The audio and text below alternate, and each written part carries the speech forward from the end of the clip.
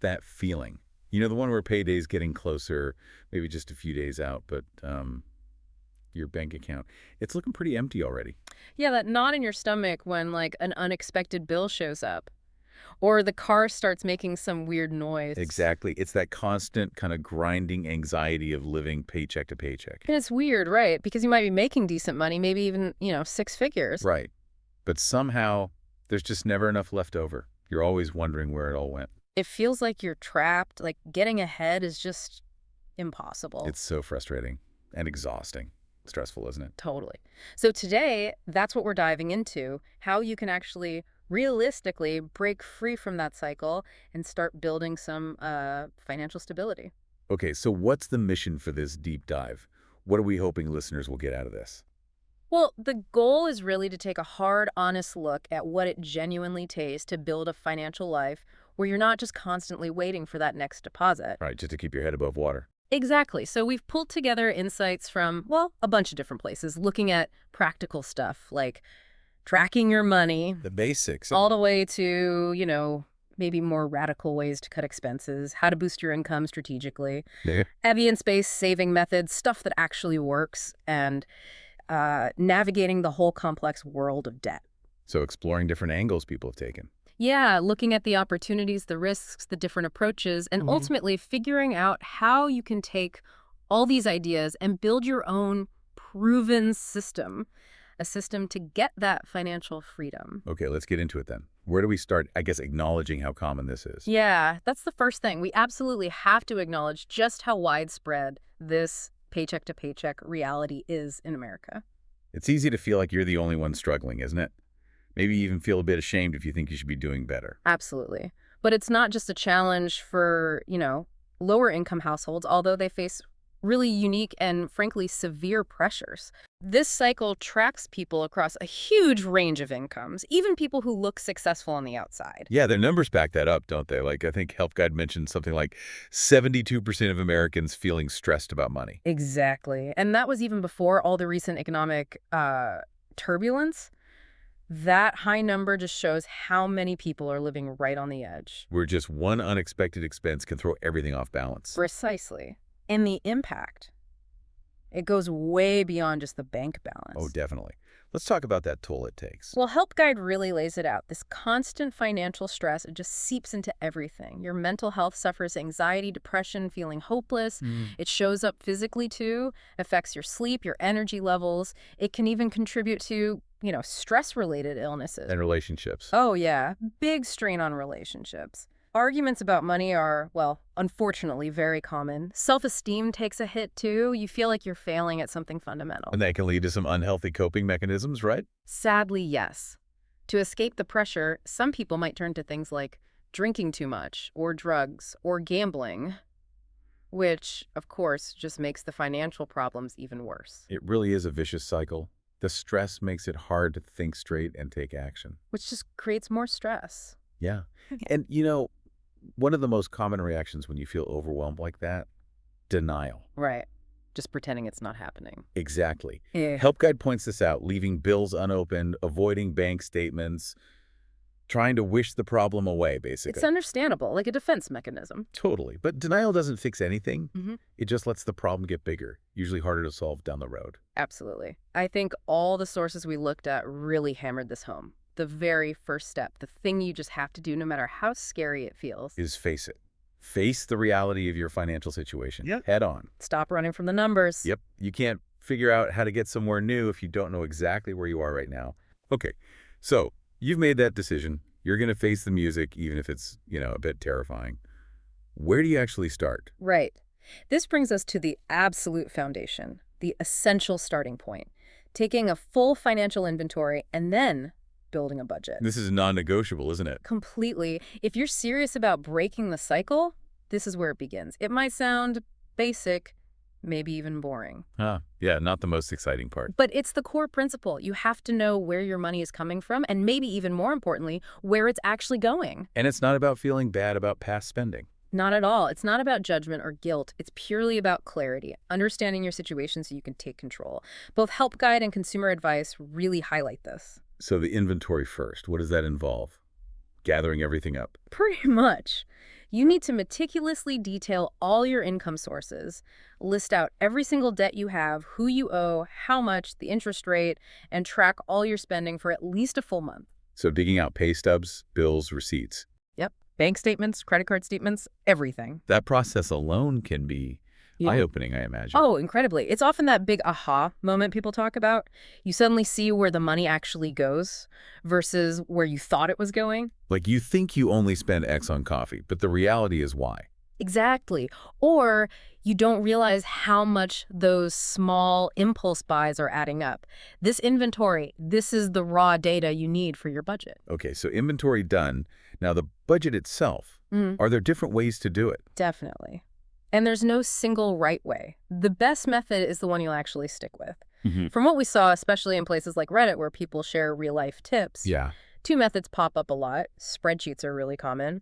Using Excel, Google Sheets, whatever tool you like. How does that work? Just listing income and expenses. Basically, yeah. You plug in your income, categorize all your expenses based on that inventory you just did, maybe set up some simple formulas to see totals and how much is left, if anything. The visual aspect seems powerful. It really is. Seeing that income number at the top and then watching the expense categories just eat away at it. It can be super motivating. It forces you to see the numbers clearly. And it helps distinguish needs from wants. Crucial. Spreadsheets make it easier to see, okay, this is essential housing, utilities, food, and this stuff is discretionary entertainment, subscriptions, eating out. People on Reddit often said separating those clearly is key to finding where you can potentially make cuts. Okay, spreadsheets are one way. What's the other popular one? The cash envelope system. This one's more tactile, more physical. How did that work? Sounds old school. It kind of is, but it's effective for many people. After you figure out your income and your fixed costs, you decide how much cash you'll allow yourself for variable spending categories, groceries, gas, entertainment, whatever, for a specific period, like a week or 2 weeks. And you physically put cash in envelopes. Exactly. Labeled envelopes. One for groceries, one for gas, etc. What's the advantage of that? Seems like a hassle. The tangibility. Swiping a card feels abstract, right? Just numbers on a screen. But handing over physical cash, that feels different. More real. Yeah. You literally watch the money disappear. It makes you pause, makes you more conscious of the spending choice. And the best part, when the cash in the eating out envelope is gone, it's gone. That's your signal. Stop spending in that category until the next paycheck. There's no overdrafting an envelope. True. It forces discipline. It really does. Helps curb impulse buys. Okay, so whether it's spreadsheets or envelopes, the details in the budget matter. What needs to be included? Everything. Help Guide really stresses this. Don't just list the big monthly bills like rent or mortgage, utilities, car payments. You need the everyday stuff, too. Absolutely. Yes. Groceries, gas or bus fare, toiletries, haircuts, even those coffees or impulse buys you found in your inventory. You need a realistic picture. What about things that aren't monthly, like car insurance that you pay every 6 months? Great point. Those irregular expenses can really trip you up if you don't plan for them. Things like insurance, property taxes, maybe annual membership fees. So how do you budget for those? The trick, like Help Guide suggests, is to break them down monthly. Take the total annual cost, divide by 12, and set aside that amount each month. Like a sinking fund. Exactly. Put it in a separate savings account earmarked just for those bills. Then, when the big bill comes due, the money's already sitting there waiting. No panic, no dipping into emergency funds. Smart. What about completely unexpected stuff, like a sudden repair? Yeah, Help Guide wisely mentions trying to factor that in too. Obviously, you can't predict everything, but building in even a small buffer category for unexpected expenses, medical copays, minor repairs helps. Acknowledging that life happens. Pretty much. It means you're slightly more prepared when it inevitably does. And when you're setting up the budget, especially if things are really tight, how do you prioritize? Necessities first. Absolutely non-negotiable. Help Guide recommends covering shelter, food, and essential utilities before anything else. So, roof over your head, food on the table, lights on. Yep. Only after those fundamentals are covered should you allocate money to other things, including debt payments. Even debt. Shouldn't that be a high priority? It is a high priority, but you can't pay your credit card bill if you get evicted, right? You need the absolute basics secure first. Then tackle debt aggressively. Okay, makes sense. And budgeting isn't a one-time thing. Definitely not. That's a key takeaway from Help Guide and lots of personal stories.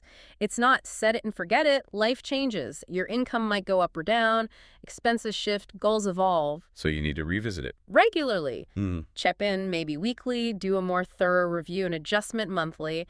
Keep it a living document. This helps you find new ways to save and ensures it actually reflects your reality. Good point. What about involving others in the household? Crucial. If you share finances, Help Guide highlights this. Spouse, partner, even older kids if appropriate. Get everyone on the same page. So everyone's working together. Exactly. It's much harder if one person is trying to stick to a budget while others are, unaware or spending freely. Shared goals need shared understanding and effort. Okay, so you've done the inventory, you've built the budget, Yeah. but maybe there's still a gap. You're spending more than you make, or there's just nothing left for saving or debt. Right. And that leads us to the two main levers you can pull to change that equation. Spending less and earning more. Let's tackle spending less first. That seems like where you might find quicker results. Often, yes. Cutting expenses can free up cash flow relatively quickly compared to, say, finding a new job. But there's a debate here that came up a lot in the discussions we saw online. Oh, yeah. What's It's that sort dish? of the radical cuts versus incremental changes idea. Some people hear, live below your means and push back hard. What? They argue, look, if I'm truly struggling, living below my means literally means skipping meals or not paying rent. There are no more cuts to make. That's a tough reality for some. Absolutely. And that advice can feel dismissive or impossible in those situations. But others see it differently. Others argue that yes, while true rock bottom exists, for many people feeling paycheck to paycheck, things like eating aren't just yes-no. There's a whole spectrum of food costs. Housing isn't just shelter, it's how much that shelter costs. So there are usually some choices, even if they're hard. That's the argument, that if escaping the cycle is the absolute top priority, there are almost always ways to cut deeper, even if it means making really uncomfortable, radical changes. Okay, so what do those radical cuts actually look like, based on what people shared? If things are really dire, people look at the biggest expenses first. Food is a big one. Extreme austerity might mean eating less overall, focusing on the absolute cheapest staples like rice and beans, cutting out all variety or enjoyment. And maybe using food banks. Yeah, swallowing pride and using food banks or assistance programs temporarily if needed. Housing is usually the biggest expense, right? What are the radical options there? That's where cuts can be huge, but also really disruptive. Things like moving back with family if possible. Or roommates. Yeah, not just one, maybe multiple flatmates to drastically slash rent and utility costs, or just renting a single room instead of an apartment. That feels like a big step backward for many. Totally. People admit it sucks, sacrificing privacy, comfort, but it's a massive lever financially. Some folks even wondered if we'll see more multi-generational living just out of economic necessity. Utilities, too. Yeah. How radical can you get there? We saw examples like keeping the heat incredibly low, just enough to stop pipes freezing, maybe 50 Fahrenheit, 10 Celsius, and just wearing layers indoors all winter. Wow. That's chilly. Definitely not comfortable, but it saves significant money. What about transportation? Cars are expensive. Huge expense. The most radical move is selling the car, especially if there's a payment attached, assuming you can function without it. Relying on public transport, walking, biking. Yep. Or maybe getting a cheaper e-bike. The recurring advice was, avoid car payments at all costs. And if you need a car, stick to older, reliable, paid-off used brands known for lower repair costs. Think Toyotas, Hondas. Avoid fancy used cars that might break the bank with repairs. Even phone plans. Yeah, some people go hardcore. No data plan, just rely on free Wi-Fi. Use old hand-me-down phones instead of upgrading. Again, not convenient, but it saves cash. Okay, those are pretty extreme. What about significant cuts that maybe more people could consider, even if not in a dire situation? Right. For many people, the biggest wins come from targeting those habitual expenses that add up. Eating out is almost always number one. The coffees, the lunches, the takeout dinners. Exactly. Packing lunch, brewing coffee at home, making pizza instead of ordering it. These things can save hundreds, maybe thousands a year. It's huge. Subscriptions are another big one, I bet. Oh, yeah. Streaming services, gym memberships you don't use, gaming subscriptions, apps. It's the death by 1,000 cuts. So cutting cable, rotating streaming services maybe. Yep. Subscribe to one, binge, cancel, subscribe to another next month. Or just cut them all for a while. Ruthlessly evaluate every single subscription. Other areas. Clothing, personal care. Sure. No new clothes challenge for 6 months, shopping only at thrift stores, making do with fewer cosmetic or personal care products. Entertainment luxuries. Big discretionary categories. No weekend trips for a while, setting limits on gift spending, cutting back or eliminating alcohol, smoking, other habits. These are wants, not needs. Underpinning all this cutting seems to be delaying gratification. That's a huge part of the mindset shift. Saying no to wants now for a better financial later, it takes discipline.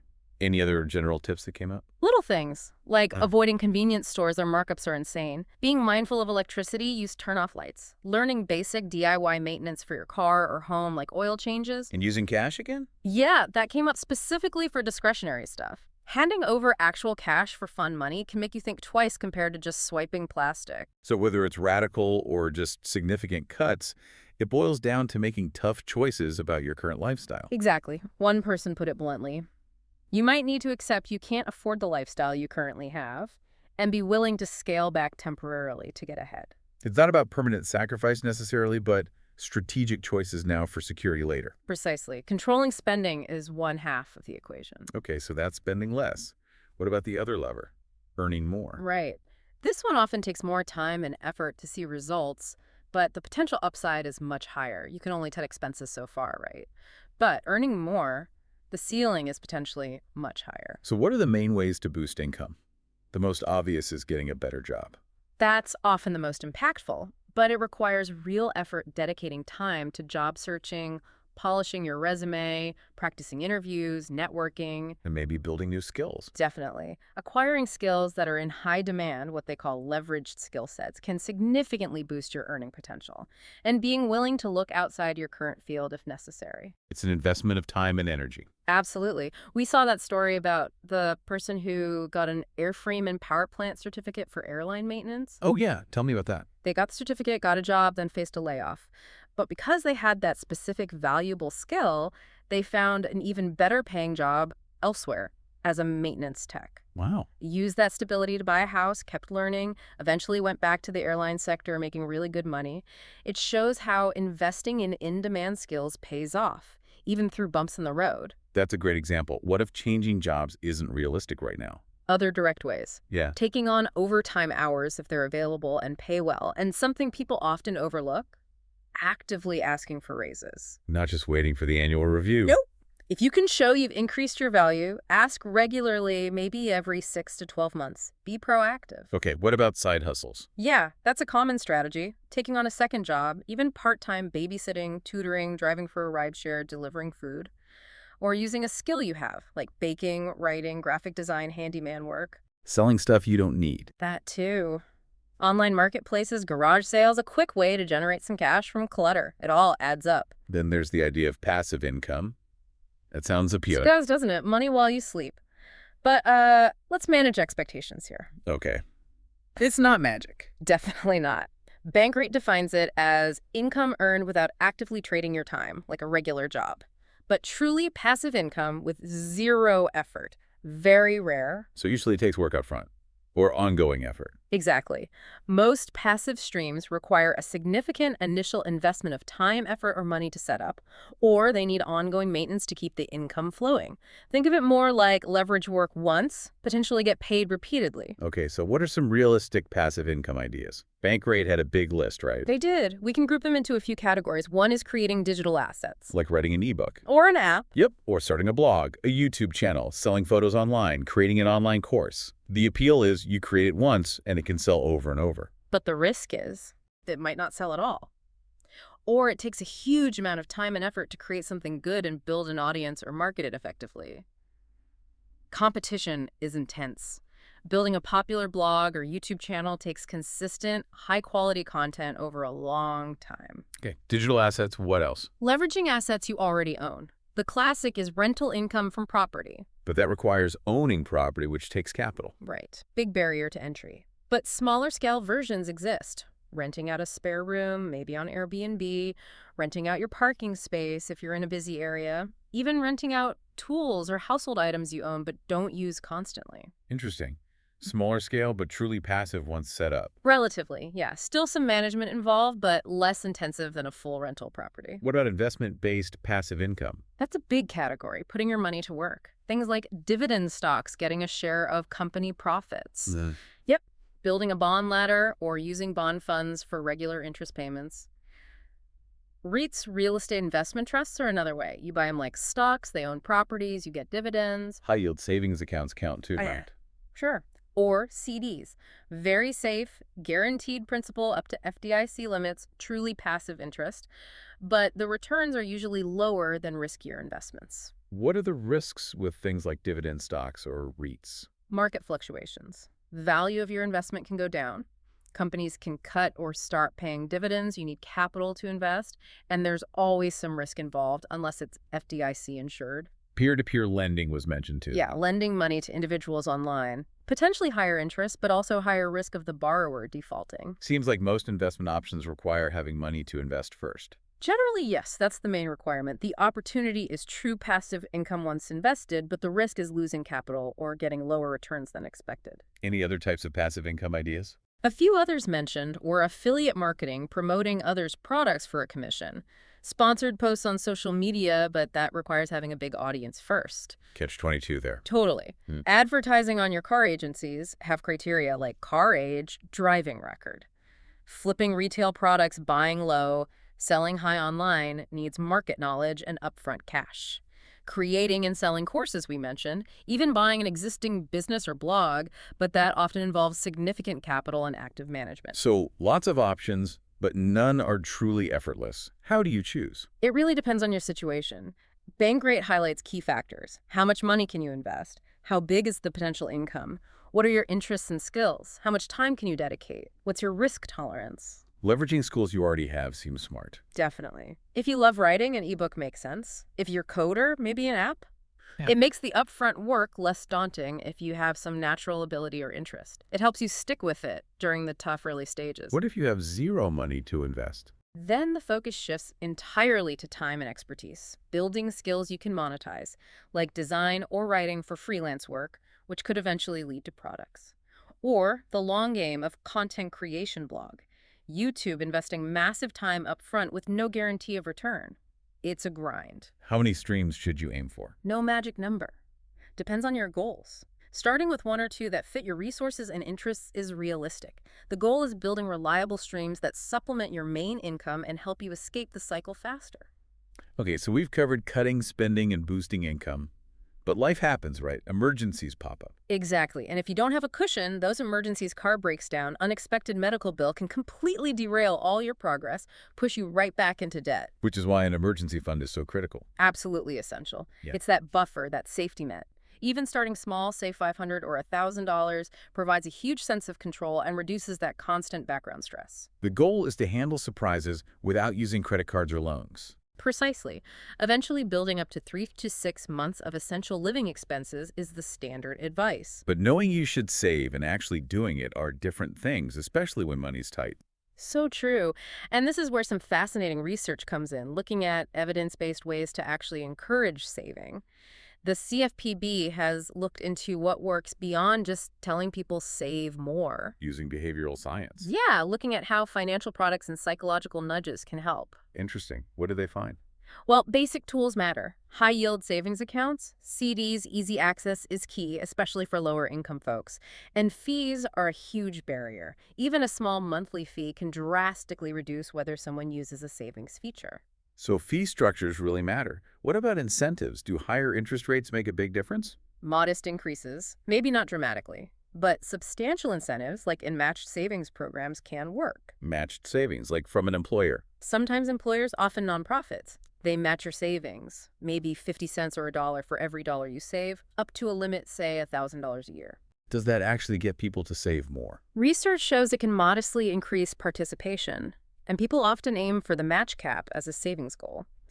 The Save USA pilot showed significant increases in savings amounts and helped reduce economic hardship. So matching works. What about other incentives? Prize-linked savings, or PLS. Basically, saving money gives you entries into a lottery to win prizes. Saving becomes like buying a lottery ticket, but you keep the ticket price. Kind of. Lab studies suggest it's appealing, especially for those without savings, maybe more motivating than a tiny interest rate. Hmm. Field results are mixed but show some promise, particularly in attracting the unbanked. Even small, one-time incentives. Yeah, research showed offering just $5 or $10 to open or use a savings feature on a prepaid card could boost usage, although sometimes from a very low starting point. Shows small nudges can matter for getting started. It's not just about the money, though, right? Psychology plays a role. Huge role. Commitment devices are interesting, ways people voluntarily restrict their own access to money to help them save. Like locking the money away. Sort of. External commitments might be accounts that penalize withdrawals before a goal date or amount. Studies suggest these can increase savings balances because you can't easily dip into them impulsively. But penalties could hurt if you have a real emergency. That's the risk, yeah.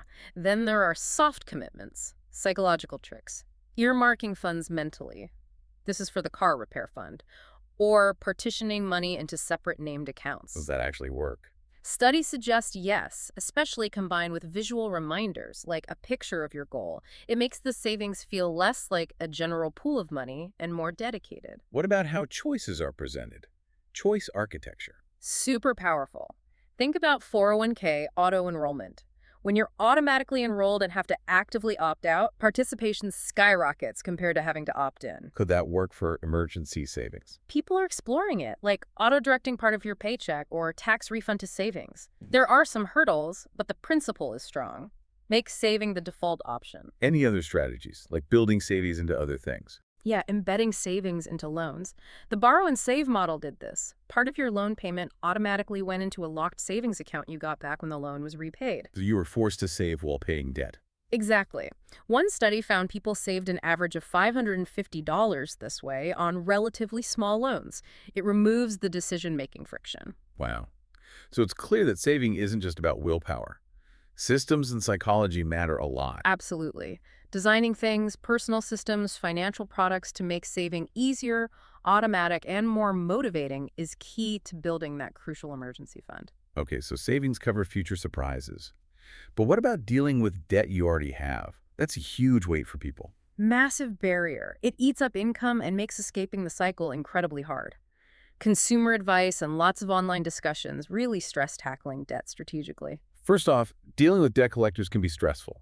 What are your rights? Important to know this. Under federal law, collectors have to give you validation info amount owed, original creditor within 5 days. You can also send a letter to make them stop contacting you, though the debt doesn't vanish. And they can't harass you? No.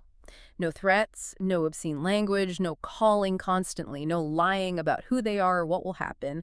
Knowing your rights gives you some power back. What if the debt just feels completely unmanageable? If you're struggling with big, secured debts, mortgage, car loan, even student loans, consumer advice says step 1 is contact the lender or servicer immediately. Don't wait until you default. Definitely not. They often have options like temporary forbearance or deferment, or maybe extending the loan term to lower payments. Proactive communication is key. Watch out for modification scams, though. Yes, especially with mortgages. Be very wary of anyone charging big upfront fees promising relief. Talk to your lender or a HUD-approved counselor first. Okay, what about high-interest debt, like credit cards? A really common strategy, often called the debt avalanche, is focusing extra payments on the debt with the absolute highest interest rate first. How does that work? After you have a small emergency fund, say $1,000, you make minimum payments on all debts except the one with the highest APR. You throw every extra dollar at that one until it's gone. Then move to the next highest. Exactly. Right. Roll that payment amount over. Mathematically, this saves the most money on interest over time. Paying off a 30% card is like getting a guaranteed 30% return. Makes sense. What if you have lots of different unsecured debts? A debt management plan, or DMP, through a nonprofit credit counseling agency might be an option. How does that help? A counselor works with you and your creditors. They might get interest rates lowered or fees waived. You make one consolidated monthly payment to the agency, and they pay your creditors. You need to make sure your creditors actually work with that agency, though. Yes, and consumer advice warns against counselors pushing a DMP without fully reviewing your whole financial situation first. Then there's debt settlement. That sounds risky. It is very risky. A company negotiates to pay creditors less than you owe. But consumer advice lists major downsides. Like, Huge hit to your credit score. Creditors don't have to agree and can still sue you. High chance you won't finish the program and lose fees paid. And forgiven debt is usually taxable income. Plus, legitimate companies can't charge fees before they settle a debt. so generally not recommended unless maybe as a last resort before bankruptcy. Pretty much. And speaking of bankruptcy, that's the most drastic option, usually when debts are truly overwhelming. The legal process, right? Complex and costly. Yes. Filed in federal court usually requires an attorney, involves fees. Two main types for individuals, Right. Chapter 13 and Chapter 7. What's the difference? Chapter 13 is a repayment plan over 3 to 5 years for people with steady income. Often lets you keep assets like a house or car if you stick to the plan. Remaining eligible debts are discharged at the end. Chapter 7. That's liquidation or straight bankruptcy. For people who really can't afford repayment, a trustee might sell some non-exempt assets to pay creditors. Most unsecured debts are wiped out fairly quickly. What kind of debts get wiped out and what doesn't? Both types usually discharge credit cards, medical bills, personal loans. They can stop foreclosure, repossession, wage garnishment, but typically not erased are student loans, usually, child support, alimony, recent taxes, criminal fines. And you have to get credit counseling first. Yes, mandatory from an approved agency within 6 months before filing either chapter. So bankruptcy provides relief, but has serious consequences and doesn't cover all debts. Exactly.